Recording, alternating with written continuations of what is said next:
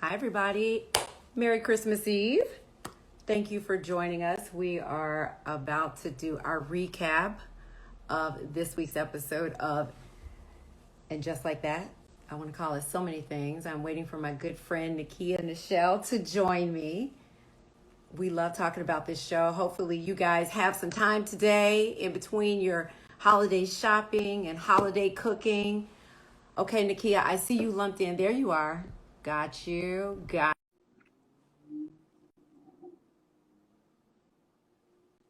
Come on, Nakia. There you are. Hey. I got my little Christmas hat on. Girl, I got my black Santa earrings. Okay, I love it. It's so cute. Happy holidays, y'all. We ready.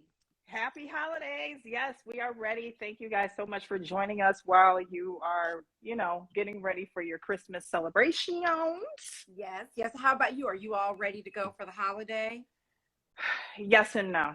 Girl, I love the long sign. story. It's like yes and no, girl. What do you have left to get done? I'm like fixing my hair as we're talking. Go on. What else do you have going on today? Clean. Are you hosting? Yes. It's kind of a little crazy still. So Is this a whole separate live? yes, it's a whole separate live. Okay. Different. All right, well, let's get into it because you know us, girl. We'll get to talking and the hour will be up. Yes, I know. So episode 4, girl. So much. I still want to double back on Chris Noth. Another allegation is coming up. I don't know if you saw. People are coming out of the woodworks. Don't think that I'm not seeing any correlation of this affecting the show at all, but it's just not a good look at all. Well, I thought it was interesting when they showed, how when a new episode of a television show starts, they usually show you previews of the last episode. And they showed glimpses of him so they could talk about, his death and things moving forward in this episode 4. I thought they were going to cut that out. I was surprised to even see his face, but he was part of that. Yes, there are more allegations coming.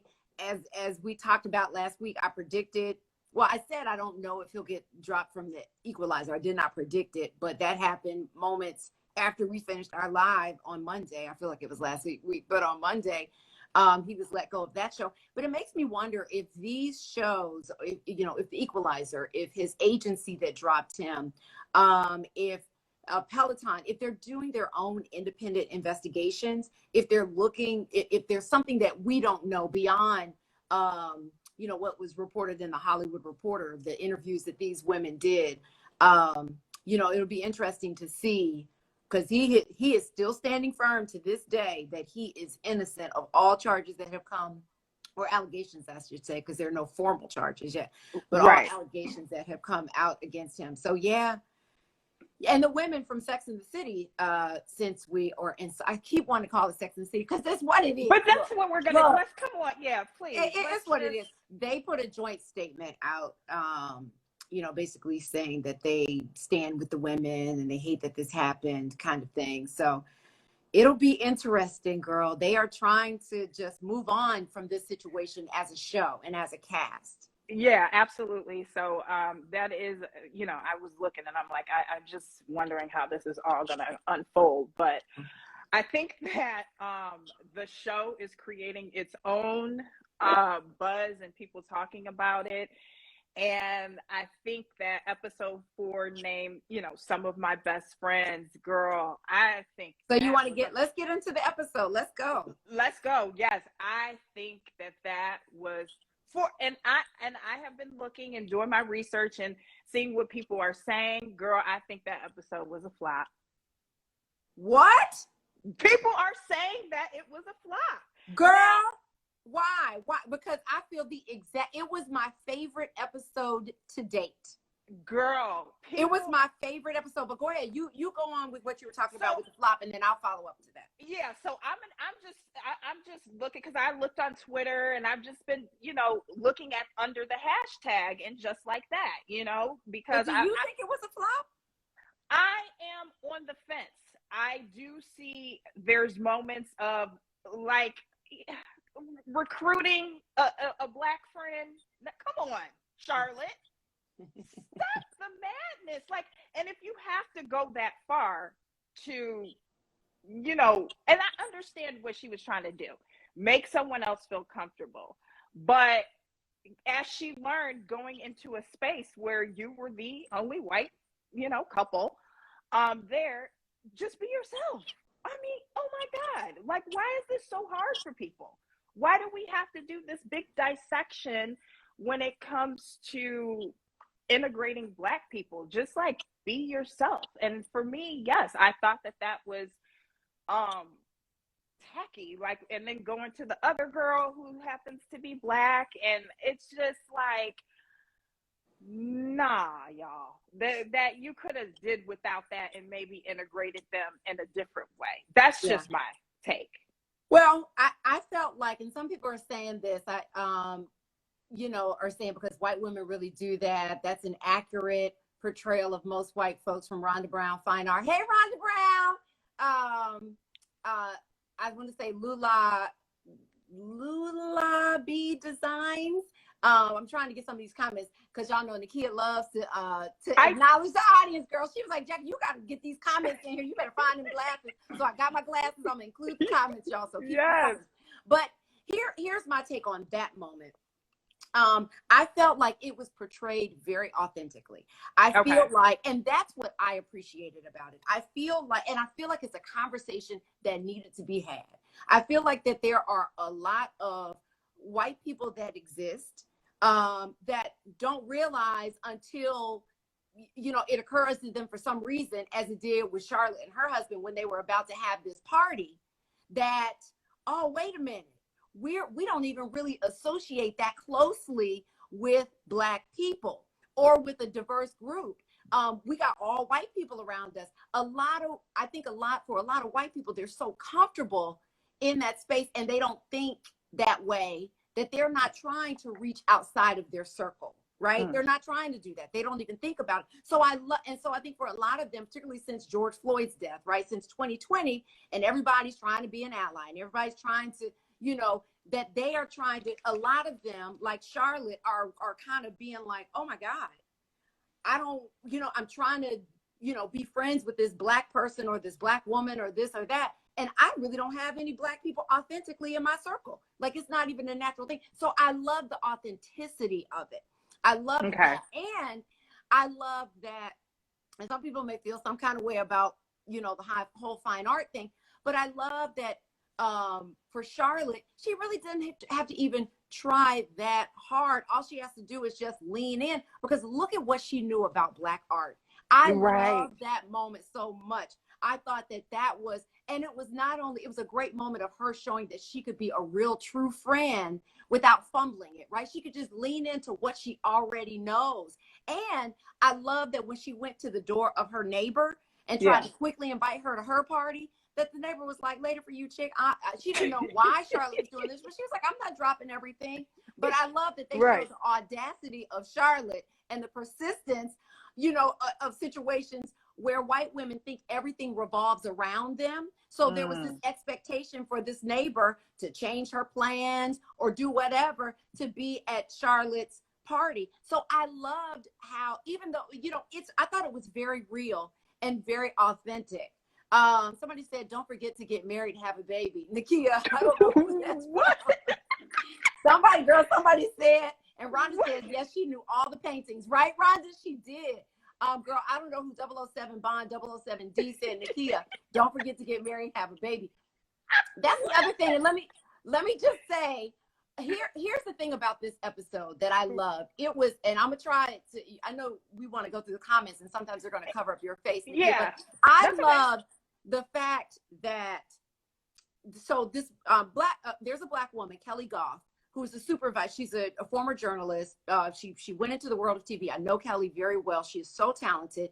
She's a supervising producer on this show. She also wrote this episode. So what I loved about that experience, I love that when Charlotte and her husband came into that room, there was not this, we're going to fall all over ourselves to try to make you comfortable by the other guests. Nicole Ari Parker's, she also admitted, listen, we were like, y'all gonna be the only black people, only white people here, which is the truth for a lot of us. You know, we surround a lot of times because it's a safer space, right? For us, it's different reasons. It's not just, you know, it is a safer space for us to come together and talk politics, what's going on in the world, what's going on in our lives, when we're surrounded by people who understand what we're going through. A lot of times that's what happens with Black people, because there are those of us, I think, that often end up in situations where we're the only white person. So, hey, Lloyd Boston, I love you too. Happy holidays. Yes, I'm often the only Black person. Lula B Design says, yes, often. How many times, Nekia, are you the only? It's like so much. So I love to see it flipped. And I love the other conversations that with Kelly's wonderful writing were brought forward. Girl, I got to the end of that episode before I knew Kelly even wrote it. I was like, this is my favorite episode. I love the conversation with Miranda and Professor Nia. I love that whole conversation at dinner about motherhood. I did like that. Yes, right? I did. I thoroughly enjoyed that because I felt a sense of old Miranda come through. Just her honesty about it, and even if it may be the worst thing that people hear, she was still in her truth about motherhood. Some days it's great. Some days, you know, when Brady, he got the nerve again. Girl. Child.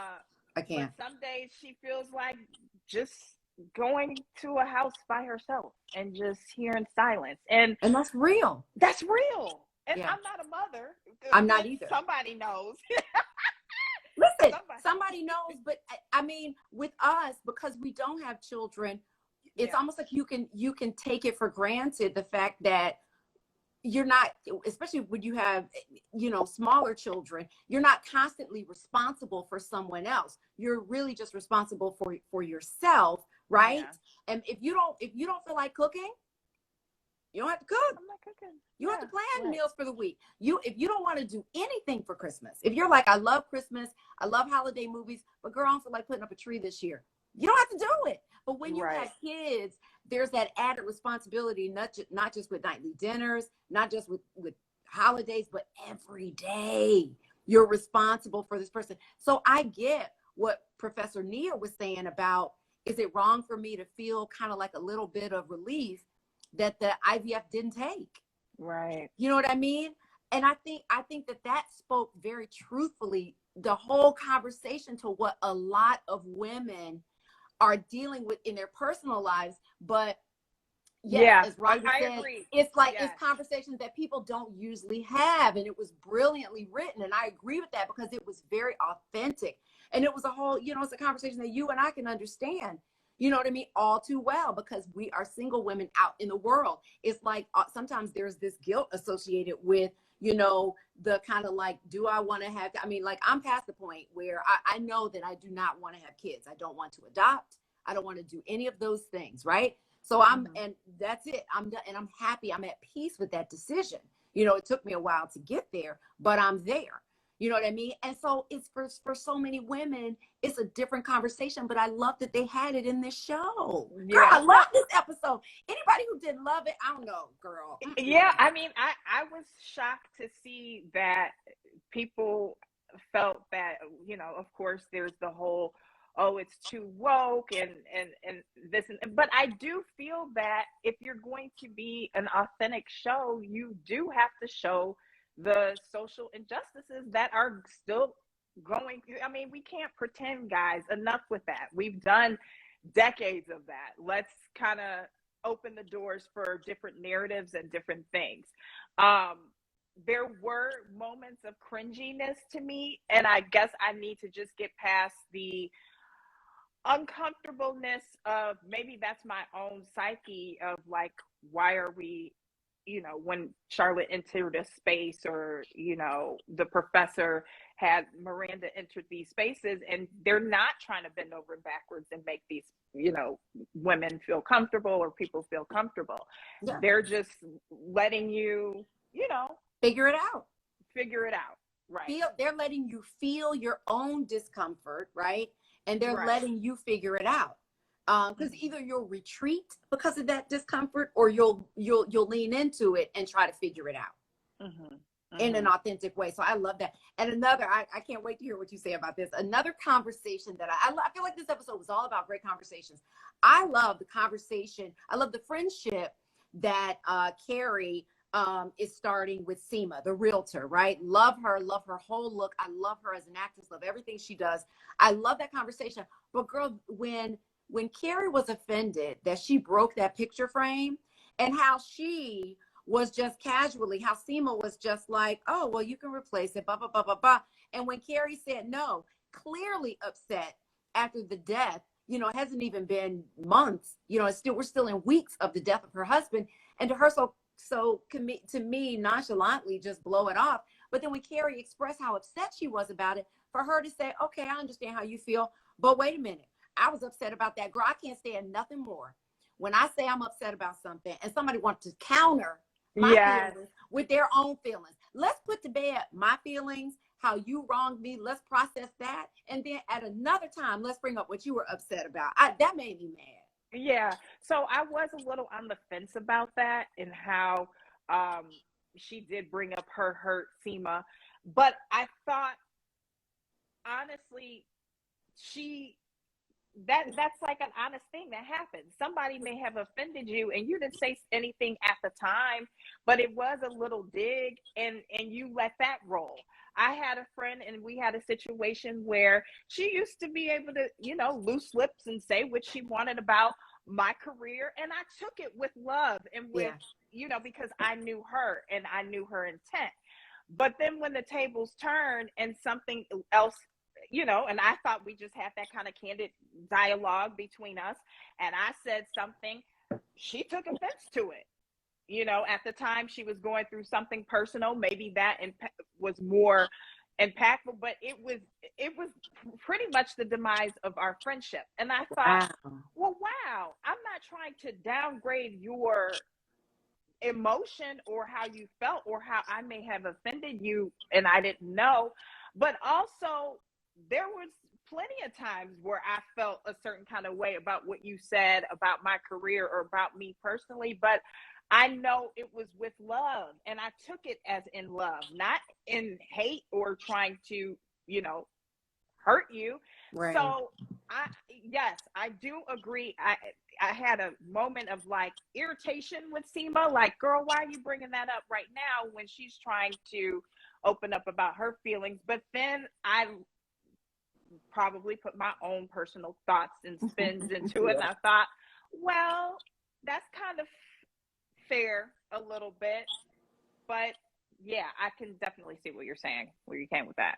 Yeah, my thing, and you know, I felt like what Seema had to say was valid. You know what I mean? And Clary Ann 11, I hope I'm saying that right. That said, as a single woman, I completely related to Seema and dating as an older woman. Yeah, I mean, I think it was, when you think about it, I think it was an unintentional dig, but it was a dig nonetheless for her to say, wow, it's really good for you to still be out there and all that kind of stuff. You know what I mean? That's a dig. And we have to think about the way that we say things to people. And that's work that so many of, but Carrie didn't mean anything by it. But still, I think it's important to let people know when something that they say offends you so they can learn from it for the sake of your relationship, but also as they move forward and think about what they say to other people. Because Carrie had no idea. If she didn't check her on that, I just felt the timing of it was wrong. I felt like if it bothered her enough to say something, then say something before Carrie raises her issue. Or when Carrie was Carrie wasn't even planning on talking about the picture. Once she realized what it was, and Seema's, again, nonchalantness about it, that's when she was like, hey, wait a minute. And she is understandably very emotional. The thing that Seema's is upset about is important, but I think raise it later. I'm saying don't say, it's like a tit for tat kind of thing. Okay, you're upset about that. Well, guess what I'm upset about? 3 weeks ago when you said this, okay, no. Yeah. No, if you're going to bring it up at like an appropriate time. Don't wait for somebody to check you on something for you to then pull stuff out your backpack and be like, well, you know, pow, guess what? You said that. Pow, guess what? You said that. Yeah. No, I can definitely agree. And Miss Tasha says, but timing is everything. And that dig does not equate to Carrie's loss. So yeah, that Yeah. I can definitely understand that coming from that perspective. Timing is everything. And you have to be careful when you know, I mean, we're addressing someone that just lost someone. But again, I guess as a viewer, it was hard for me because kind of through these past couple of weeks, it was just like, oh, I'm over it. But then that, I guess that goes to show a deeper level. We never know what someone's going through. And, you know, back to what we were saying before is everybody grieves differently. Yeah. Yeah. Lula says that she gave Carrie a taste of her own medicine. She would often make everything about her. Now, yes, That's true. that's the other thing. I was going to say that too. Seema didn't know that, but as a viewer, I did feel some of that. I was like, that's what you get, because this woman makes everything about her. You know what I mean? Like she did in the last episode where we were like, she needs therapy. She makes everything about her and she doesn't think about anybody else. It's just about her, and that's just who she is. And so for that, there was a little smile on the inside in that moment, because she needs to be checked. Yeah, she does need to be checked. And maybe Seema, I was thinking maybe Seema, remember how we were saying with episode 3, Carrie needs therapy and somebody to gather her sometimes. Maybe Seema may be that friend. And I'm glad that they are exploring friendships outside of their circle. Because I feel like we get into this, oh, it's just me and my circle and me and my circle. But there's so much that you can learn from other people and help that you could get in so many different ways. Yeah, your girls may know you. They've been there, you know, since day one. But now Seema has tapped a vulnerable side of Carrie. And maybe they can move forward in a friendship knowing that side is being kind of cultivated and nurtured, you know. Same thing with Charlotte and what's Nicole Ari Parker's character name? I don't know her character's name. I don't know, because she always goes by these initials. I know somebody's going to tell us, but I can't think of it right now. But it's bugging me. I'm like, why don't I know this yet? You know? I know. Because Nicole Ari Parker is just so fabulous. And even though she's a great actress, and I just see the fabulousness of her, but I see her as a different person. I don't see her as Nicole Ari Parker, but she's just so fabulous, girl. Yeah, isn't she? So even with Charlotte and her friendship that's blossoming, you know, there's a side of Charlotte that she's learning how to have a Black friend, I guess. Yeah, I think she is. You know, and I love that. So is Miranda. Yeah, I think, you know, I think Miranda, to your point, is going to adjust to it more quickly. Rhonda said that the fact that the scenario ended between Carrie and Seema in smiles was pretty unbelievable. She says it shows the benefit of having mature relationships. Yes. It got to, because I thought that was going to blow up. I thought Carrie's going to storm off because we know how immature she can be. Yeah. But I thought Seema, being the more mature person, clearly in that scenario, was able to, even though she, to me, didn't have to bring up what she brought up, but she acknowledged that she was being insensitive. And I think that helped Carrie to acknowledge the same once Seema brought up what bothered her. But yeah, it was interesting that they ended in all smiles and girlfriend. Lisa, that's her name, the character name. Thank you, Gina Dunlap. Lisa, thank you. Hey, Gina Dunlap. That's my home. She has the whole government name, Lisa Todd Wexley. Good goodness. Yeah. Gina does her research. LTW is what she calls her. Yeah, okay. And I love that. I love that they are letting us see Black wealth. I love that home with all that fabulous art. You know what I mean? I love that we get to see some diversity represented in the characters of color. Yeah, absolutely. Know? And as Rhonda is saying, their outfits, the fashion with Seema's fashion and Lisa's fashion. And then even too, I think Professor Nia has some fashion as well. She has a very street style kind of girl. I love. And I love that it's totally different from what we see of the original cast ladies. Yes. And I think it's needed because I'm glad that they chose an episode specifically highlighting them and showing their family and showing their struggles. You know, I like learning that the professor is on IVF. I like learning that she's having these struggles with becoming a mother. Should she, shouldn't she? I love learning about, not just seeing them as a face and we just are putting them in place. They actually have a storyline. That I felt like that was so important. Give them a storyline. And yeah, they're all successful. They all have great careers. They're all doing very well in their careers. It's a great portrayal, and something that we're lacking, because I don't see a lot of a portrayal of Black affluent women besides, basketball wise, but I'm talking about like a real TV show where we're seeing older Black women or middle-aged Black women very successful. So I did like that, and that resonated with me really well. Well, let me talk about what Mrs. Tasha 76 said, because I was just about to say this. It did strike me as unusual, though, that Professor Nia opened up like she did with Miranda. But I love, as our brilliant Kelly Goth did, the writer, how she attributed to hormones from the IVF treatment. How she was like, I don't know why I'm telling you this. I don't know if it's the hormones, because that did rub me as, how's she going to go from like ghosting her on the train, which is still one of my favorite moments in the show. That to just telling her such personal things about her life. But I do think that she is in a very vulnerable and emotional phase with the chemicals that are in her body because of the IVF treatment. So I think to your point, Ms. Tasha, I think that's why we saw that. Yeah, I did wonder that too. I was like, dang, we went from that to that, that, and she's really going in, she's really telling it all. But I don't know who it was. I want to say it was Rhonda Brown that came in here, and she said that this episode was just showing vulnerability. And I could 100% agree with that. It did show a lot of vulnerability. It like, whoa, I was just taken aback.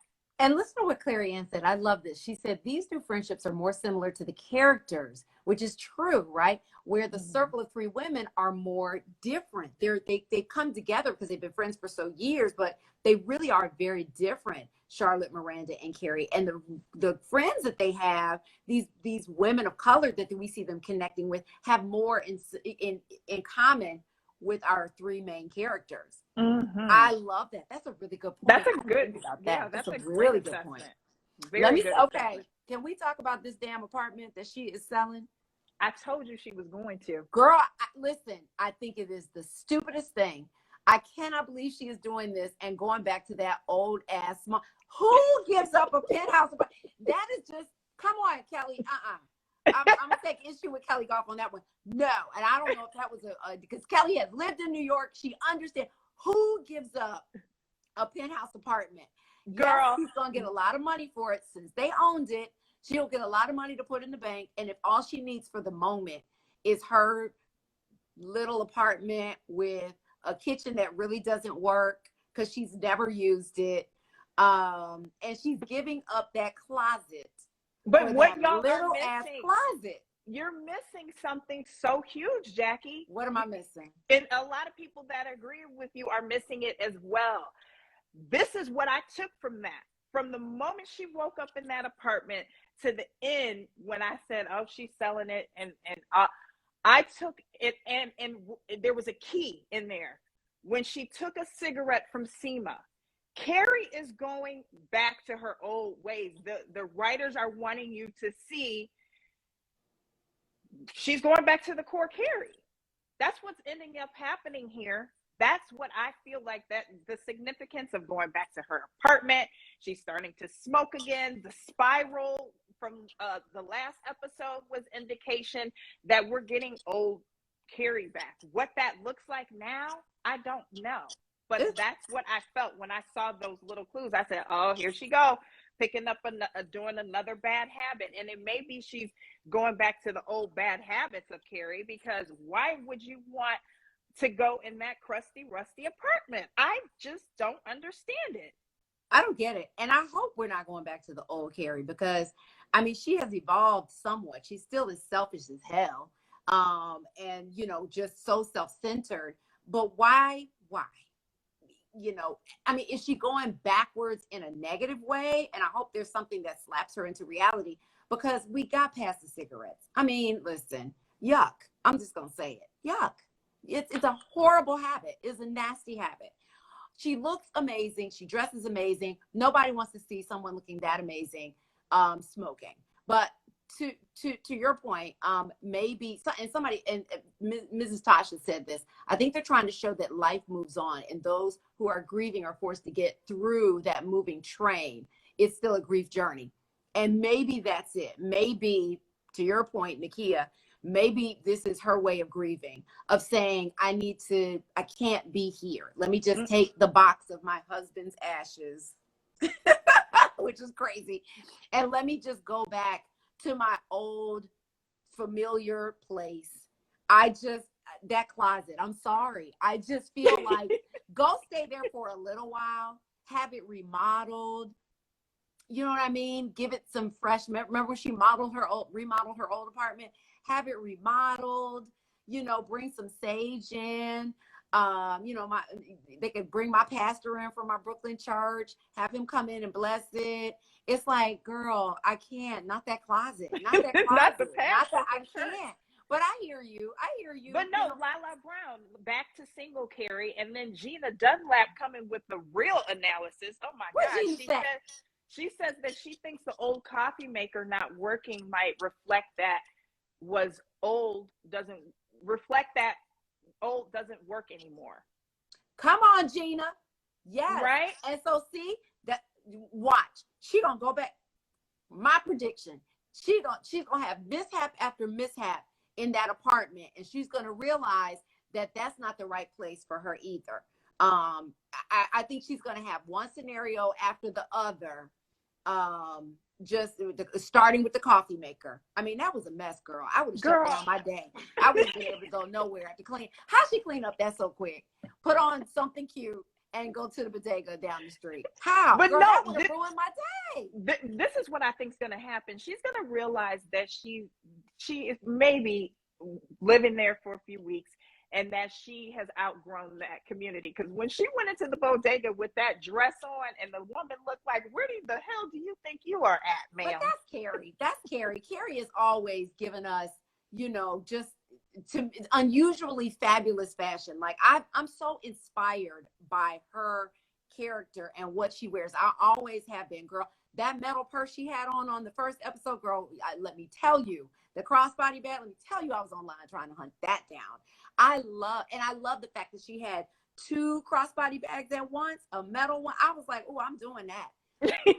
And girl, let me tell you, I got a nice little poofy black skirt. I was like, oh, that's a cute way to wear it. I mean, to me, Carrie just gives a lot of us permission to just kind of just try it. Just be a little bit more daring with our fashion. I mean, you might not go as far as she does. And it's not Patricia Fields this time. There's another woman who is greatly styling everybody on this show. But Carrie in particular, I love her. She's my favorite when it comes to fashion because it's just so bold. It might not be something that you or I would wear, but I get inspiration by what she has on. You know what I mean? Oh, yeah. No, I've always loved, I told you I came to New York and thinking I was a black Sex and the City character and had dressed to the nines, girl. Do you hear me? Yeah. I was down from head to toe. So I do understand that, but I'm just trying to get some symbolisms for Carrie returning back there, and it you know, all of the community knows it's not the same Carrie. I mean, even the guy from the bodega knew, you know, it's different now. So, well, he called her Caroline, which Clary Ann said, girl, I was like, I don't think I've ever heard that before. Have we? Same. I didn't know Carrie was short for Caroline. Neither did I. I had no idea. I had no idea. And I was like, is he her dad? How would he know her birth? Oh, maybe looking at her ID. I don't know. I've never looking at her drive. But see, that's the thing in New York. you end up going to the same coffee shop. It's very much about neighborhoods in New York, and because you're walking a lot, there's this intimacy that you have. If there's a coffee shop on the corner bodega that you go to on a regular basis, then people are going to get to know you. You see how familiar he was. He knew that she got married. He knew she wasn't around there anymore. He's giving her free stuff. He ain't doing that for everybody. You know what I mean? And he knew her name was Caroline, which suggests, you know what I mean, a relationship. Yes, he could have looked at her license and where it probably says Caroline as well. But I love that that may give her comfort. But somebody said, who said this? Lala Brown 41 said, I'm hoping she will purchase a new apartment on her own. And maybe that's what she'll do. Maybe that might be. I mean, you're about to get a boatload of money, ma'am. Girl, I love Carrie going from, she was on struggle for a while on this show compared to her counterpart. Yes. But now here she is, she's a millionaire. She's but clearly a millionaire. She should definitely think about either, renting that out. Get into real estate, girl. What is you doing? No, just sell it. Rent it out to someone that may need it. Girl, listen. Well, she kept it, and Stanford, who we haven't talked about yet, would go there, and other friends of hers. Remember, Charlotte in the movie would go there to get a break from the kids. But we saw her BFF Stanford. What is his name? Willie Garrett, Willie Garson. Yeah. His character, unfortunately, the actor that plays him died in real life. He was supposed to be a part of this entire season. So he wasn't well enough to participate in that episode. So they had to quickly, if anybody's wondering about that, had to figure out a way. And so they sent his character to Tokyo. And he is also divorcing his husband, who will stay a part of the show. But I thought that was really interesting, a way to handle it. But they had no choice. Yeah, there was really no choice. I know. I wish I could have seen more from him. Yeah, absolutely. You saw how they dedicated this episode to him. Yeah, that was really nice. I wanted to also talk to you about the interesting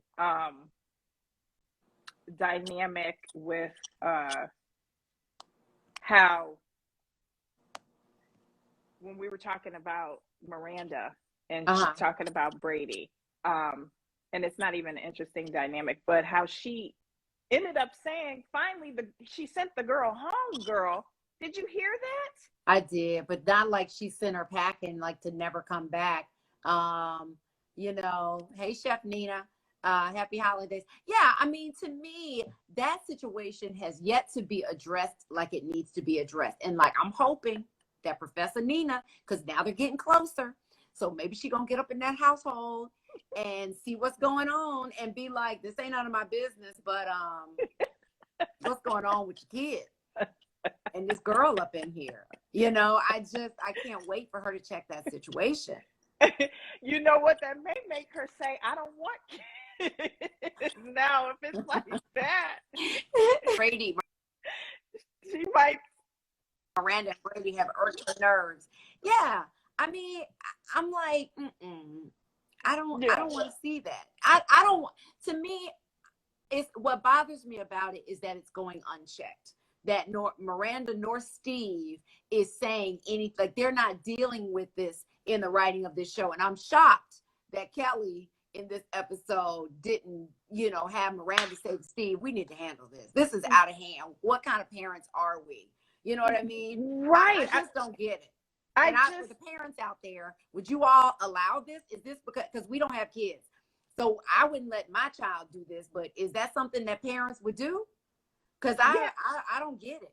I'm not getting it at all. I'm with you, Lala Brown. I do not understand this situation, and it really gets under my skin. I just don't understand what is happening here, and maybe again, I'm not a parent, so maybe this is something that is going on with parents, but and what is the other, like, can I at least see what the other parents are like so because they're just letting her go over there? Somebody said the liability involved is crazy. What do you mean? I don't know what that means. I don't know, but somebody said Rhonda said some parents do that do let that happen for real. But also, where's the girl's parents? That's what I want to know. Somebody says they have a black friend who's very successful, and she lets her son's girlfriend spend the night. What? But are they minors? Like these are high school teenagers. Remember, Brady is a minor. Right. Like that to me, what the hell? What the hell? Right. Yes, I don't understand it. I mean, like they're are underage they kids having sex and taking drugs? No, ma'am. Yeah. He's yeah. 18. I thought he was 17. I swear I thought he was 17. Lula, they said in the last episode that he was 17 because she was fussing at the podcast manager for giving him pot, you know, when he was underage.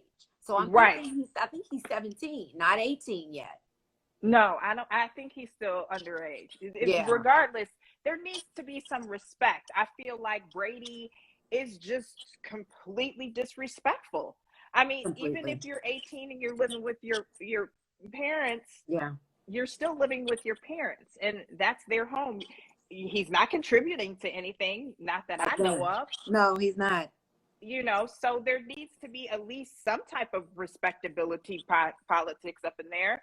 I mean, if anything, you know. I agree. I think if you're 30 and living with your parents, you don't need to be having sex there. You need to figure it out. And if you haven't dating somebody, go have sex somewhere else. Get a hotel, motel, Holiday Inn, whatever you got to do.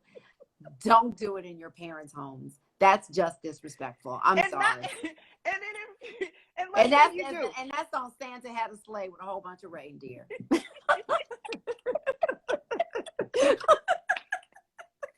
I couldn't say Mary Had a Little. No, you couldn't say Mary Had a Little. That's on Santa. Who got a sleigh with a whole bunch and all the rain. But the thing about it, at 30, like if I'm staying at my mother's, I'm not banging on walls. This is just not going to happen. I don't. At least sneak, right? At least wait until your parents are out of town. Sex, like at least do that, you know, and get in the basement. They banging the wall and then going to get food. Smelling, reeking of sex. They smell of sex as they walk around the house. Right. So my thing is, you know, because I was really thinking about takeaways because they really diverted from the storylines in which we were seeing evolve as far as Miranda being with the podcaster and, you know, Carrie and her handling, you know, the death of Big. But I am interested to see what's going to happen in episode 5. You know, predictions. Where are we at with that? Somebody said, they said, don't sex shame us. Yeah, that's what the kids say. I would be like, girl, that would have been like a like if you don't get out of my house. That would have been like in Love and Basketball when she was talking to her mother in the kitchen and she said something sassy and she slapped her. Girl, Miranda needs to go watch Love and Basketball and she needs to recreate that scene. She needs to give Brady a like a slap. I know. Girl, that's one of my favorite scenes. Oh, they sassing their mamas in Italy now? Girl, I love that movie. Don't get me started, but she got her straight. Right. She just slap her. Takeaways. I think that fortunately we're going to see I think that to what we were talking about, I think some kind of way, because I think we've seen too much of it, there's going to be a handling of Brady and the girlfriend and that whole situation. I'm hoping that that's the next episode because we don't have many episodes left. So I'm hoping that that will happen. I think that each of the characters, and I can't remember who made this point, but you know, the fact that each girl kind of has a counterpart that is a minority, you know, a woman of color, and we're going to see those friendships outside of the core friendships evolve. And I think it'll be interesting to see how those outside friendships impact those women and what they bring back to the core friendship because of that. How will they change the way that they interact with each other? And yes, Miranda's drinking problem. I feel like next episode, we got to deal with that because how long can we keep this under wraps? I need to know what's going on. I mean, is she like, does she have, you know, alcohol in the mouthwash bottle? Is she like, does she have drain cleaner, cleaner, instead of cleaner under the sink, she got like alcohol, like they did in Halle Berry's movie, how she was spraying, she thought it looked like cleaner, she spraying vodka in her mouth. Like, how bad is it? And Lala Brown brought that up. But yes, so I feel like next episode, we're going to deal with Miranda. I'm hoping that we deal with Brady's ass. And I think we're just going to continue, thankfully, to see these friendships outside of the core friendship. And I think we're going to see something with Miranda and the podcast manager. Yeah, I absolutely think that we need to But revisit. what that is, I cannot say if that is a sexual thing. I think it needs to be revisited. I definitely think that is the way that it was going. She woke up the next day disheveled. Girl, she couldn't. Something happened. I honestly think her hair was a mess. Her focus was a mess, and a little shot. She just woke up. I mean, how's your hair when you wake up? If you're not girl in a bonnet. I'm saying white women don't sleep with bonnets. They just go for it at night, and their hair just, in a bonnet. But what I'm just saying is, she looked like something happened. I swear, I saw it on her face. I'm like, this girl is daydreaming about what happened last night. No,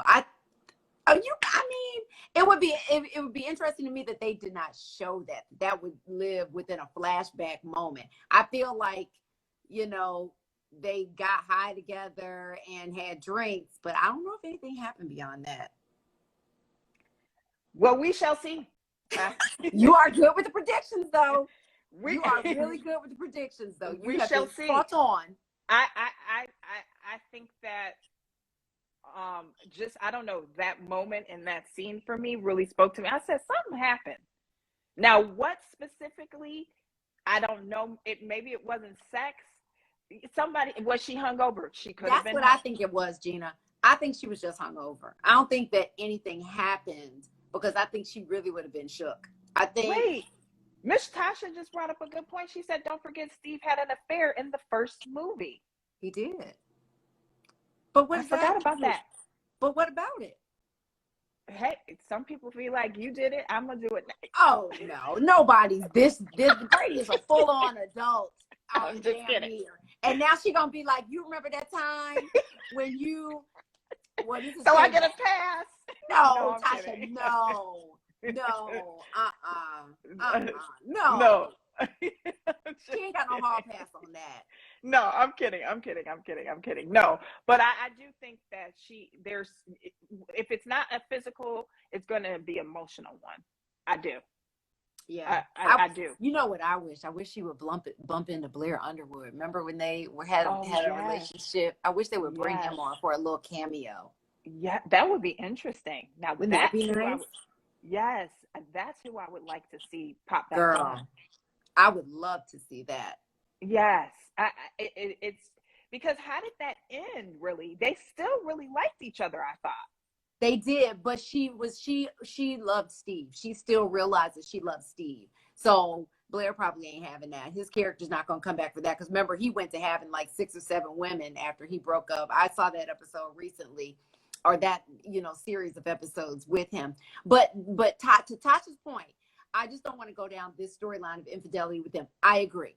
I feel like as a couple, they have been through so much to get to where they are. And yes, maybe they've hit a rough patch in their relationship in that they're not connecting romantically, but I'd rather see them explore fixing that, going to some kind of therapy, going to a sex class, or, they have those in New York where you can go to a sex class and, explore your sexuality in different ways with your partner or by yourself. I love that. Yeah. So it's like I'd rather see them explore that, because I think a lot of couples deal with that. I think that's reality for a lot of couples. You kind of hit a wall. And does it mean you should go your separate ways? Not necessarily. If you have a good partnership, right? And you love and trust and respect each other, maybe the romance of it can be revived in some kind of way. And I think that's worth visiting with these two. We've been through too much. That whole Brooklyn Bridge thing in the movie when they came back together. After she forgave him, come on. I can't just throw that away. I can't just throw it away. I just think that the storyline with her and Steve,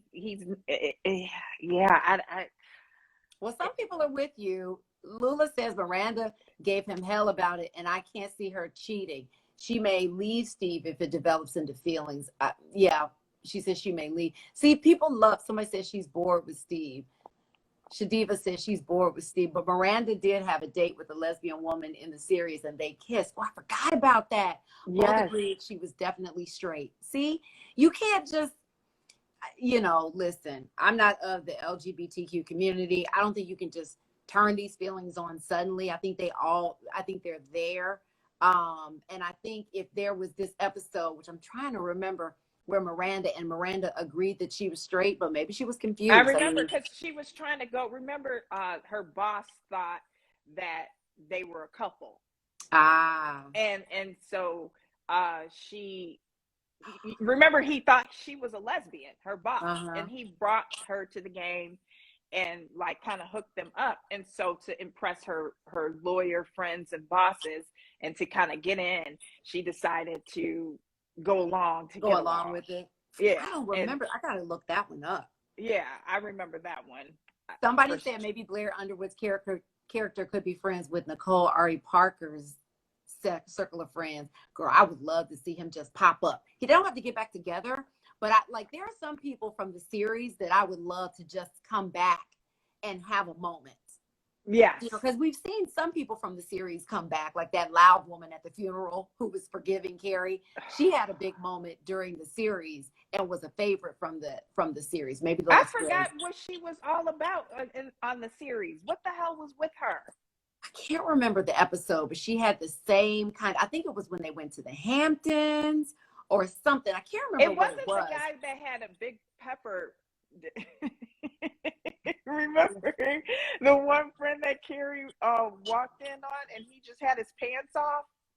And no. No. And she was saying, and they were all, you know how Samantha is. She wants to know the size, how it looked, was a certain size, all of that. And then no, it wasn't that friend. And because the husband would just walk around nude, and she was like, "Carrie saw your dick." He's like, "Oh yeah, I remember that." Yes. But I can't remember. I don't think it was her. No, it wasn't her. I don't remember what was going on with Loudmouth Girl. I don't. But she annoyed me. She had a very strong storyline. I can't remember. Clary Ann said Aiden. She wants to see Aiden come back. Again, I would love to see Aiden pop up, but I don't want to see them pursue anything romantic. Here's my prediction. Let me tell you this one. The radio or the podcast, that whole circle, the real handsome guy that's always in the background, saying a little bit, he and Carrie gonna hook up. He's gonna go out. That's gonna be a date. I don't know if it's going to become sex or relationship. They keep showing him too much. You think so? Yeah, girl, he waiting in the wings, which says he's a respectable person. Since her husband just died, they keep showing him. Ain't nobody that cute just gonna be on this show, gonna just be sitting around. Just sitting around. Okay, to piggyback off of that, I'm just thinking they may try to show, but I mean, we've done Cougar Carrie, because Carrie had a younger guy in some previous. Please let me talk about that episode where she dated that younger guy who she thought had this penthouse apartment with a balcony. It turned up being his parents' place, and they were smoking weed, and then the parents came home. Remember? That was such a great episode. Mrs. Adams or something. Girl, I don't know. And they got caught. But then there was another one where she went. No, I think he was just like bisexual. There was one that she went ice skating with, and then there was another one where she woke up in his bed and the apartment was dirty as hell. And she woke up the next morning and they didn't have any toilet paper, and he lived with a roommate, and it was dirty, and I think it was a damn bunk bed, but when she got there that night it looked romantic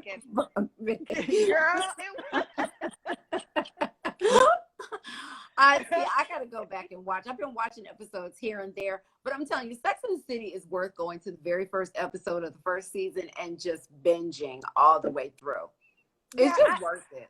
the thing about it is a lot of people, and maybe it's not the demographic, because again, I'll go back to people on Twitter and they were saying it just doesn't have the same je ne sais quoi. But I was trying to figure out in my mind, I mean, what do you still want Carrie trolloping around New York City, you know, laying up in everybody's bed? No, I mean, there has to be some type of, you know, growth within the character. You know what I mean? I don't know what people are really expecting, but I have been hearing people speak about it on social media about how it just doesn't have the same interest factor.